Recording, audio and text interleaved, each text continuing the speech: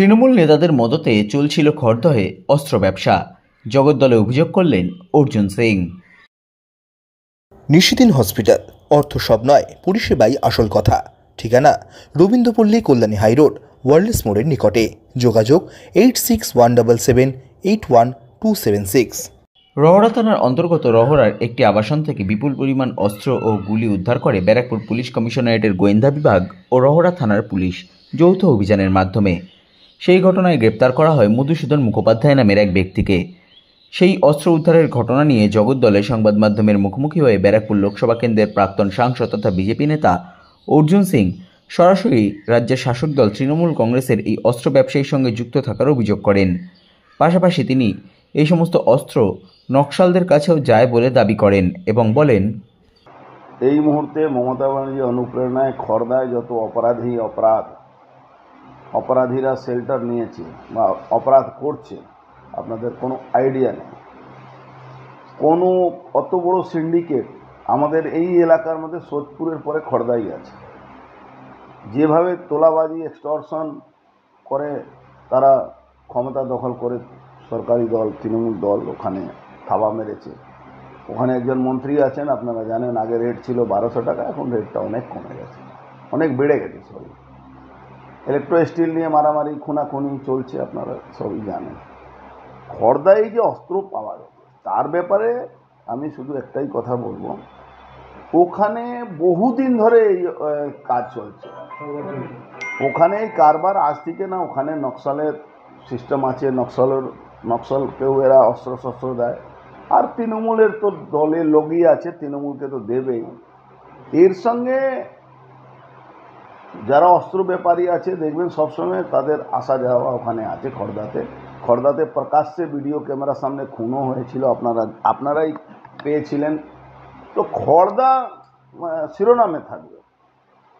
অস্ত্র এখানে আপনি long range, double barrel, single barrel, rifle, ওই 6.32-9mm সবই ধরা পড়েছে। মানে ও অফিসিয়ালি হিজ এ বিজনেসম্যান। আর এই অস্ত্র কারবারি ব্যবসায়ী আর পুরোপুরি তৃণমূলের সঙ্গে যুক্ত আছে। আমি হয়তো কিছুদিন আমি চেষ্টা করছি, বড় বড় নেতাদের সঙ্গে তার ছবিও আছে, সেটাও আমি দেব। তৃণমূল ছাড়া কি আচ্ছা, কি অস্ত্র নেবে? তৃণমূল অস্ত্র নেবে না তৃণমূলের আশ্রিত গুন্ডারা অস্ত্র নেবে? এটা তো কোনো বিজেপি বা কোনো অন্য দলের লোকের তো এখন অস্ত্র দরকার পড়ে না, বা পড়তে পারে না, বা নেবে না, আর এরা দেবেও না। আপনি দেখুন, স্থানীয় থানা মদত ছাড়া তো কোনো এই ধরনের কারবার চলে না, বা লেথ মেশিন বা যেখানে তৈরি হয় সেটা চলে না। তো স্থানীয় থানা ওটাকে একটা পার্ট অফ ইনকামের জায়গা ভাবে, ওরা তো অপরাধ হিসাবে ভাবে না। এবার কোনো অফিসার থাকে, তারা একটু 10,000 পিস এসেছে, তো 10 পিস ধরিয়ে দিলাম, আমার নামটাও হয়ে গেল আর কাজটাও হয়ে গেল। আপনি দেখবেন যারা স্মাগলিং ওই মাঝে মাঝে ধরা পড়ে, তো এসব অধিকারীরা যুক্ত থাকে। এরা কি করবে, একটা ক্ষেপ ধরে নেয়, ওর গোটা আছে, একটা ক্ষেপ ধরে নেয়, আর বাদ বাকি সব সরবরাহ চলছে, সব জায়গায় চলছে। সেম আমাদের STF-এর কাজটাই সেম। ও একটা কিছু ধরবে আর 99% ছেড়ে রাখবে, আইওয়াস, আর কিচ্ছু না। এর মধ্যে থানাকে একটু চাপে রেখে থানা থেকেও রোজগার আছে। এই প্যারালাল সিস্টেম আপনি পশ্চিমবাংলা আপনি হয়তো বুঝতে পারছেন না। STF থানাকে প্রেসার দেওয়ার জন্যে ওদের একটা নেটওয়ার্ক চলে, আবার থানা থেকে যখন পায় না তখন ওই থানা এলাকা ধরে নেয়, এইসব আছে, বড় ব্যাপার আছে। ওখানে তো অনেক বড় মাপের লোক আছেন না, আপনি জানেন। হ্যাঁ, আমি তো ভুল বলছি না, শোভনদেব চট্টোপাধ্যায়ের ব্যাপারে বলছি। ওনার ছেলে, উনি যেভাবে ওখানে, আর ওনার এই তোলাবাজি সিস্টেমের মধ্যে কি মারামারি হচ্ছে আপনার কোনো আইডিয়া নেই। তৃণমূল ভার্সেস তৃণমূল,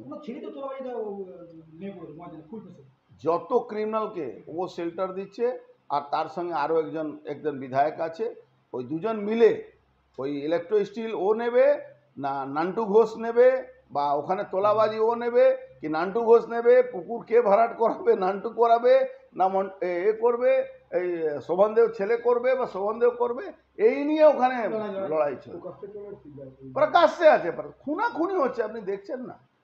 এই অস্ত্র ব্যাপারী, আমার যতটুকু একটা খবর আছে কি একটা কলকাতা আশেপাশে একজন রাম বলে কোনো লোক আছে, সে তার সঙ্গে খুব ভালো রিলেশন, যে রাম তৃণমূলে খুব বড় জায়গা আছে, আমার সে অস্ত্রফস্ত্র এদের সঙ্গে একটা কিনতো বা দিত, আমি ঠিক জানি না, কিন্তু ওটা রাম বলে নাম উঠে আসছে, সে তৃণমূলে একজন বড় নেতা। আমার ঠিক পুরোটাই ডিটেলস এখনো পাইনি, পেলে আপনাদেরকে বলবো। খড়দার যে যেখানে অস্ত্র কারবারিকে ধরেছে, ওর সাথে দক্ষিণ 24 পরগনা জেলাতেও যোগাযোগ আছে, সেখানে পুলিশ জানা গেছে এবং আপনাকে আমি কি বলছি, কালকে হয়তো আপনারা দেখেননি, আমি এক জায়গায় বলেছি কি আগে কি ছিল, বিহারের মুঙ্গেরের নামে এখনো সব চালায়, অ্যাকচুয়ালি বিহারের মুঙ্গেরে কেউ এখন অস্ত্র তৈরি হয় না, ওই মিস্ত্রিরা, ওই কারিগররা এখন বাংলায় ঢুকে পড়েছে। এখানে ক্যানিংয়ে, এই খড়দাতে যে বড় বিল আছে, ওর আশেপাশে ছোট ছোট কারখানা আছে, সেই কারখানার মধ্যে এইগুলো অস্ত্রগুলো তৈরি হয়। আবার আপনি জানেন দোকান আছে, দোকান থেকে কিছুক্ষণ আগে তো দোকানে ডাইরেক্ট ক্যানিংয়ের একটা অপরাধী ধরা পড়েছিল, দোকানের থেকে মাল নিয়ে গেছিল। তো সব সিস্টেম আছে, এখানে সব ফিক্স আছে, প্রত্যেকটা সিস্টেমের সঙ্গে যুক্ত আছে পুলিশের প্রশাসন। নিশিদিন ডায়াগনস্টিক সেন্টার, এ কমপ্লিট ডায়াগনস্টিক সলিউশন। আমাদের ঠিকানা 144/1 সেন্ট্রাল রোড, আনন্দপুরি, ব্যারাকপুর, কলকাতা 122। আমাদের যোগাযোগ 9875338719। সাধ্যের মধ্যে স্বপ্নের ফ্ল্যাট খুঁজছেন? লাবণ্য গ্রুপের পক্ষ থেকে ব্যারাকপুর হরিসভা মন্দিরের নিকটে সোনাঝুরি আবাসন। থাকছে lift, top floor, set, 0% GST। এছাড়াও থাকছে ব্যাংক লোনের সুব্যবস্থা। ফ্ল্যাট বুকিং চলছে। আমাদের যোগাযোগ 7278200456।